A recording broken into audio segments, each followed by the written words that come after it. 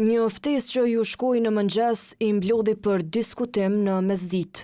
Partia Demokratike e Kosovës mblodhi kryesin për të diskutuar edhe për letrën e dërguar nga kryetari i lëvizjes vetëvendosje Albin Kurti, lidhur me hapat për formimin e institucioneve të reja.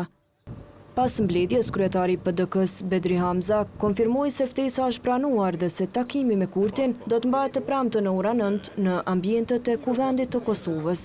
Nuk jam kundër që të ketë takime, mirë po para se me fol për pozitat, e këmë thonë dhe veri përsëris, është tepër e rëndësishme prioritetet. Vizioni për të ardhmen, programi, adresimi i sfidave cilat i ka Kosova. Nëse nuk ka dakordim për këto, nuk është qëllimi i Partisë Demokratike të Kosovës t'i ketë një numër të caktuar të ministrive, ta ketë një kryetar të kuvendit, apo presidentin, apo çka do qoftë. Hamza tha se vendi ndodhet në një situatë që kërkon përgjegjësi politike dhe qasje serioze, duke filluar nga partia e parë.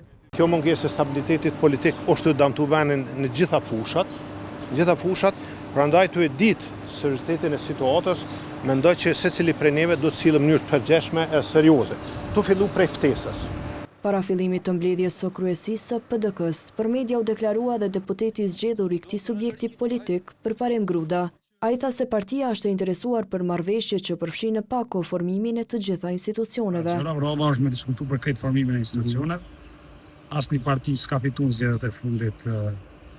Nuk më nevojshëm të formu këtë institucionet, jo deni pse kemi shku zgjedhje, sepse vetëvendosja ka pretenduar që mundet me i themelu këtë institucionet. Ftesa e Kurtit për partitë opozitare erdhi një ditë pas certifikimit të rezultateve të zgjedhjeve të 7 qershorit.